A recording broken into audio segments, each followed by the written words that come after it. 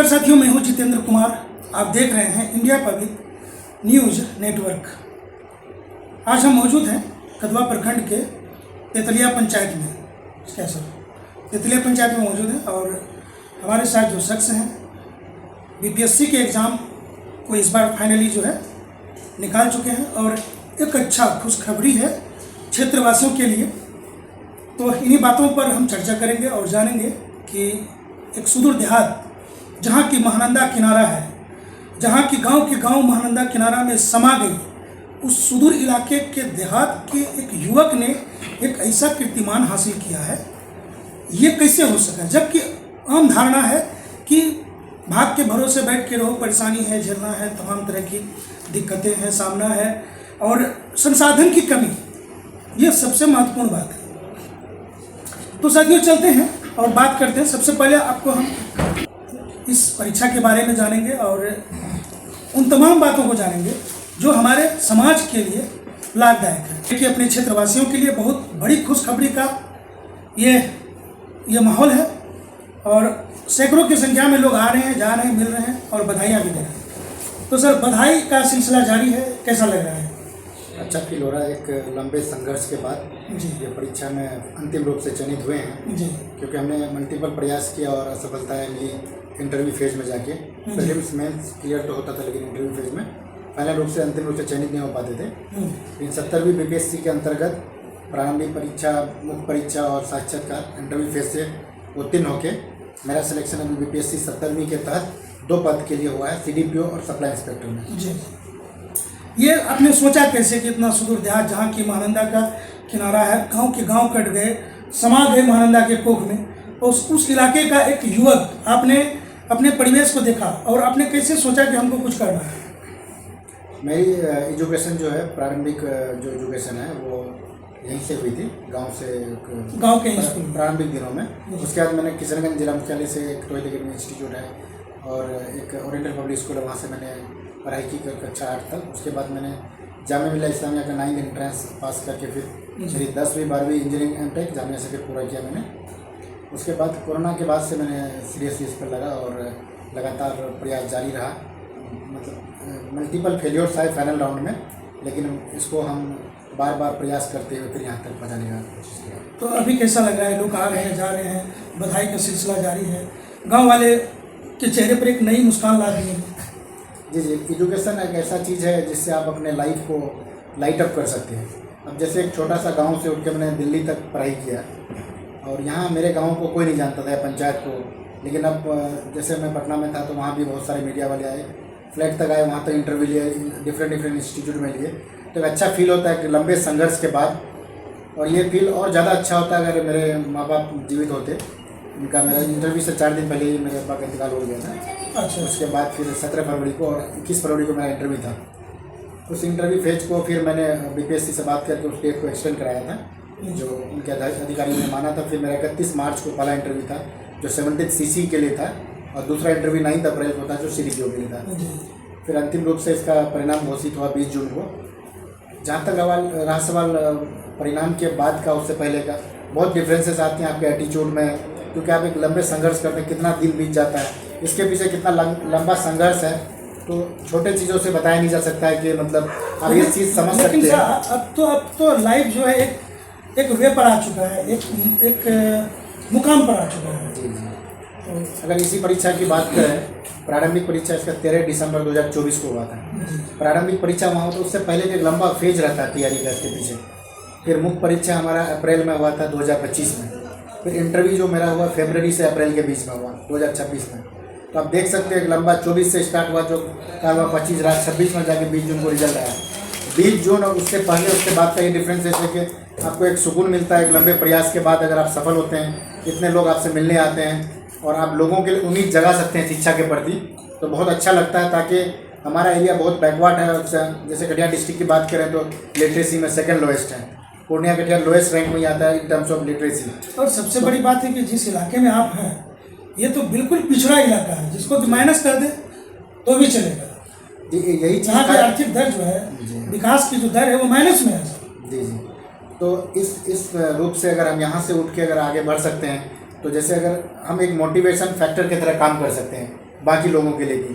तो शिक्षा ऐसा चीज़ है, सिर्फ सिविल सर्विस नहीं है, आप शिक्षक भर्ती है, BSSC के अंतर्गत बालियाँ होती है, पॉलिटेक्निक है, इंजीनियरिंग है, अलग अलग। हम खुद M.Tech किए हुए हैं, मास्टर डिग्री इंजीनियरिंग में। अच्छा। हम चाहते तो आसान रास्ता खोज लेते हैं, हम किसी इंस्टीट्यूट में पढ़ाते लेक्चरशिप के रूप में, लेकिन हमने मुश्किल रास्ता इसलिए चुना कि ताकि हम बाकी लोगों के लिए एक प्रेरणा स्रोत बन सके, तो बाकी लोग इस सिविल सर्विस में आए। और मेरा प्रयास रहेगा कि जितने लोगों को हमारे एरिया के या कहीं से भी मुझसे जो भी हेल्प चाहिए इन टर्म्स ऑफ एजुकेशन, या मैं जिस कार्य जो पद मैं ग्रहण करूँगा उसके रूप में जो भी फ़ायदा पहुँचाना चाहे, जो भी फायदा पहुंचा सकते हैं सरकार की स्कीम को, अपने क्षेत्रवासी को और अपने क्षेत्र के युवाओं को, खासकर युवतियों को और अपने कौम के साथियों को आप क्या संदेश देंगे?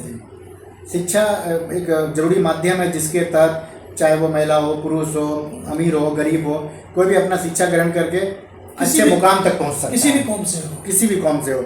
अभी अगर बात करें सरकार की तो बिहार सरकार 35% रिजर्वेशन दे रखी है। अभी जिस परीक्षा में हम उत्तीर्ण हुए 35% सीट रिजर्व है महिलाओं के लिए। और जो पार्टिसिपेशन रेट की बात करें तो हमारा जिला इसमें बहुत पीछे है और हमारा कौम भी इसमें बहुत पीछे है। तो अगर ज़्यादातर पार्टिसिपेशन की बात करें अगर महिलाओं की पुलिस में, सिविल सर्विस में, ये ज़्यादातर पटना और उसके आसपास के जो ज़िले हैं उनका पार्टिसिपेशन बहुत अच्छा रहता है। हमारे इधर का सीमांचल रीजन का पार्टिसिपेशन बहुत लो है। तो हम कोशिश करेंगे हमसे इन टर्म्स ऑफ एजुकेशन जो मोटिवेशन बन पाएगा, क्योंकि आप अगर समाज में कुछ नया बदलाव ला सकते हैं तो आपको पहले खुद से करके दिखाना पड़ेगा, तभी लोग समझेंगे। आप जब फेल करते हैं तो वहाँ से जब उठते हैं तो आपको खुद ही उठना होता है। जब कामयाब होते हैं तो 10 लोग आएंगे, जब कामयाब नहीं होते तो बहुत लड़ना पड़ता है और कुछ अंदर से इनर मोटिवेशन आपका होना चाहिए, जिसके तहत आप मेहनत करके उसको पूरा करने के लिए एक समाज के लिए प्रेरणा बन सकते हैं।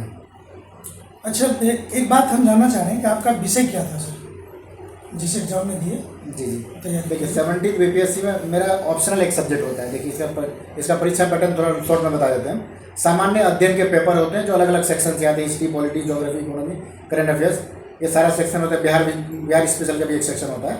150 क्वेश्चन MCQ पूछे जाते हैं। जब फर्स्ट फेज होता है प्रारंभिक परीक्षा, ये एलिमिनेशन फेज होता है। इसके जितने सीट आते हैं किसी भी परीक्षा में सिविल सर्विस के अंतर्गत, उसका 10 टाइम्स सीट लिया जाता है मेंस लिखने के लिए बच्चों को। मान लेते हैं अगर 100 सीट है तो 1000 बच्चों को मेंस लिखने बुलाएंगे, बाकी 5 लाख बेटे, 10 लाख बेटे, 15 लोग सब बाहर जाएंगे। तो कभी ऐसा नहीं लगा कि मतलब हिम्मत जो है, कभी ऐसा नहीं हुआ कि कभी लगता था कि नहीं कर पाएंगे, या कभी लगता हुआ कि नहीं हम तो कर पाएंगे? नहीं, हमको हमेशा लगता था कि हम कर पाएंगे, इसीलिए हम कर पाए भी इतना असफलता के बावजूद, क्योंकि मेरे फादर का बहुत ज़्यादा सपोर्ट था, घर वाले का, भाई लोग का, बहन का, सबका, दोस्तों का, कुछ क्लोज फ्रेंड का बहुत ज़्यादा सहयोग था। अब जब सरकारी सेवा में आप आ गए, अब आम जनता के लिए निश्चित स्तर पर सरकार, गवर्नमेंट तो कहेगी कि A to Z सबकी सेवा में, लेकिन कुछ होता है, कुछ पर्सनली जो आपके अंदर में है कि हम इस पद पर आए हैं तो आम जनता के लिए कुछ कर पाएंगे, कुछ खास बात? जी जैसे मैं जैसे CDPO के पद के लिए जाऊंगा, लेवल 9 का पोस्ट है। तो इसमें जो भी महिलाओं से रिलेटेड, बच्चों से रिलेटेड जो स्कीम है, जो ग्राउंड लेवल तक, आंगनबाड़ी तक, या फिर जो प्राथमिक स्वास्थ्य केंद्र और आंगनबाड़ी का लिंकेजेस से जो प्रोजेक्ट आते हैं सरकार का, उसको ग्राउंड लेवल इम्प्लीमेंटेशन कराने के लिए हम मदद करेंगे। और इसको बढ़ावा देने के लिए हम ये प्रयास कर सकते हैं कि जितना भी आंगनबाड़ी केंद्र है उसको डेमो के तहत हम एज ए CDPO जाके उस क्षेत्र में, उस आंगनबाड़ी में कुछ क्लास लेंगे, ताकि बच्चों को मोटिवेट कर पाए कि वो समझेंगे एक अधिकारी के रूप में हमारे आंगनबाड़ी में आके भी अपना योगदान दे रहे हैं, इस रूप में दे रहे हैं। सर, हमारे क्षेत्र में बच्चे कुपोषण के शिकार हो रहे हैं। जी इसको लेकर के आप क्या कुछ? देखिए सरकार का, वर्ल्ड बैंक का भी है, वर्ल्ड हेल्थ ऑर्गेनाइजेशन का भी इससे संबंधित मल्टीपल प्रोजेक्ट चलते हैं। इससे संबंधित जो भी सरकार का स्कीम होगा, जो हमसे पर्सनल लेवल पर होगा, उसको जागरूकता फैला के उस चीज़ से उठाने का प्रयास किया जाएगा। अच्छा, एग्ज़ाम के टाइम में कभी ऐसा महसूस हुआ कि हमारे क्षेत्रवासी काफ़ी परेशान है, बाढ़ पीड़ित इलाका है, आप तो जानते हैं, यहाँ जहाँ पर हम लोग बैठे हैं यहाँ भी पानी घुस जाता है, तो अपने बाढ़ इससे संबंधित क्या कुछ चलता है दिमाग में?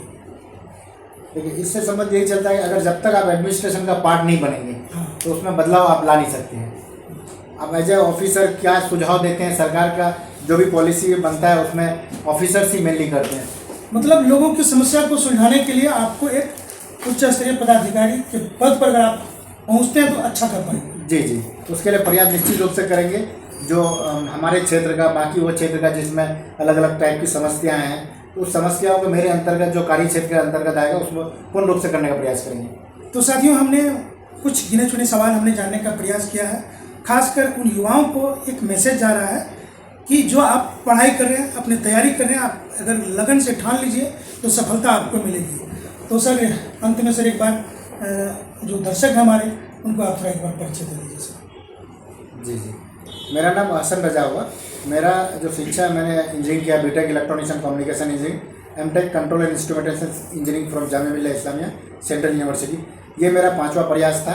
मेरा मल्टीपल इंटरव्यू में हम बीपीएससी के अंतर्गत जा चुके हैं। असिस्टेंट प्रोफेसर के लिए, सीडीपीओ के लिए मेरा दूसरा इंटरव्यू था। प्रोजेक्ट मैनेजर में, सिविल स्टेट सर्विसेज में, इवन यूपीएससी में भी मेरा इंटरव्यू हुआ है। तो यही है कि सब ने बहुत सम्मान दिया। एक सफलता के बाद ही आपको, सफल होने के बाद भी आप असल रूप से समझ पाते हैं अपने आप को। जो पीछे का किया हुआ रातों का परिश्रम तभी समझ में आता है जब आपको सफलता मिलती है। जैसे कि आपने कहा कि हमारे बाबूजी काफ़ी मतलब हमको मतलब काफ़ी मतलब एक रास्ता बताते थे और मोटिवेट करते थे, और उनका जो इच्छा था आपने उसके अनुरूप चलना शुरू किया और सफलता मिली। जी जी, वो बोलते थे कि तुम अपना स्टडी करो, हमसे जो रिसोर्सेज का जरूरत पड़ेगा हम पूरा करेंगे, तुम कभी टेंशन मत लो। क्योंकि रिसोर्सेज का ही अभाव की वजह से बच्चे पढ़ नहीं पाते हैं, तो उस चीज़ का हमको अभाव नहीं था। मेरे resources India public news network से जितेंद्र कुमार आपको हार्दिक शुभकामनाएं, हार्दिक बधाई दे रहे हैं। और साथियों बने रहिए हमारे साथ तमाम खबरों को देखने के लिए। हमारे चैनल को लाइक करिए, सब्सक्राइब करिए, शेयर का बटन जरूर दबाइए, ताकि हमारा जो क्षेत्र के हिसाब से जो भी हम खबर आप तक पहुंचाते हैं वो आम समस्या एवं आम लोगों तक जरूर पहुंचे। तो साथियों बने रहिए हमारे साथ, देखते रहिए हमारी खास।